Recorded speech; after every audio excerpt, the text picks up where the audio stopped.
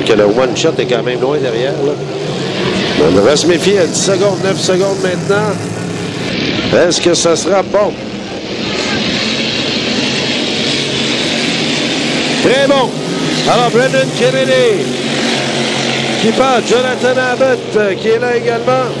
Avec le Flying Eagle. Kennedy à l'extérieur. Abbott à l'intérieur. Oh, c'est la bagarre, ouais. Des difficultés, là. Frapper des queues d'eau. Mais voilà la bagarre qui s'amorce. Et Brendan Kennedy là, qui file avec son Big Bird. Il est suivi par le Flying Eagle de Jonathan Abbott. Le Scentless Joe Less, qui est toujours de la bagarre, celui-là, mais attention, arrive en trompe. Le Adrenaline Rush de Derek Smith, le passage est bien fait pour Brendan Kennedy. Abbott qui ralentit quelque peu. Joe Less qui suit. Derek Smith.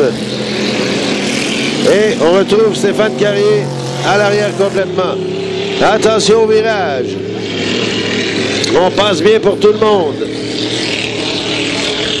Et c'est rare qu'on voit ça. 2 embarcations de conception Ron Jones. Ils sont assez rares maintenant sur le circuit qui se bataillent pour la première place. Là, on voit pas ça souvent. Alors voilà, ben, Brendan Kennedy là, qui prend une confortable avance sur Jonathan Abbott. Qui, rappelons-le, fait fort bien en 5 litres et est tout de même deuxième dans cette qualif. Là. Oui, 125 km/h de moyenne au premier tour, 0.7. Et ça, c'est aussi rapide là, que les Hydro 350. Très rapide, Big Bird. Alors, surveillons néanmoins les virages qui peuvent toujours être problématiques là, si on ne fait pas gaffe à son pilotage. Quoi qu'il en soit, les pilotes sont très alertes là, dans cette qualification. Des écarts énormes là, entre la première, deuxième et troisième place. Brendan Kennedy, Jonathan Abbott et Joe Less. 1, 2, 3 respectivement. Un peu lever la pédale là, au deuxième tour, 123,9 et c'est bien ici puisque son avance est tellement importante. N'a pas besoin d'y aller à fond. Évidemment, tout ça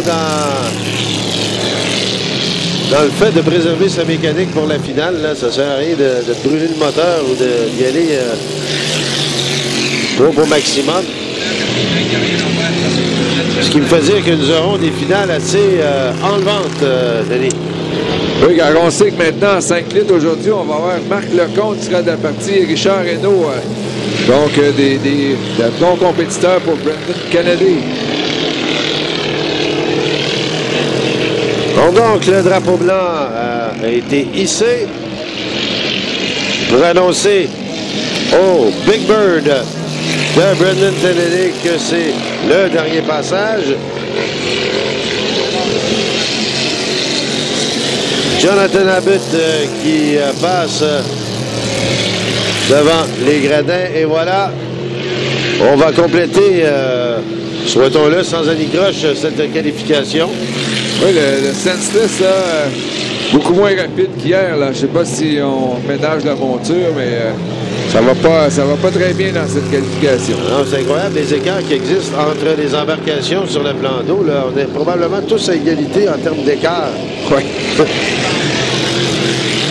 on est vraiment à équidistant. Donc, le drapeau à damier est présenté à Brendan Kennedy qui vous salue. Et il sera suivi par Jonathan Abbott. Le voilà qui passe.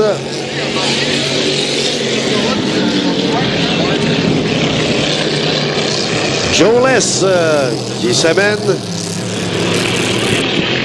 Et il sera suivi par Derek Smith et Stéphane Carrier. Oui. Tantôt, j'ai oublié d'apporter ce point-là. La bouée qui avait été délogée. On se souvient de la bouée? Oui. Nicolas Rousse pénalisé pour avoir un P6. On disait qu'il frôlait les bouées, mais il les a pas juste frôlés. Il s'est fait prendre. Donc, il finit 6e. Aïe, aïe. Et c'est le Alan Bush qui finit 3e. Armstrong 4e. Et Mathieu Daoud finalement 5e. Tout ça pour les gageures. Bien sûr. Alors là-dessus, on retourne en musique. Luigi, de pause. On fait une pause.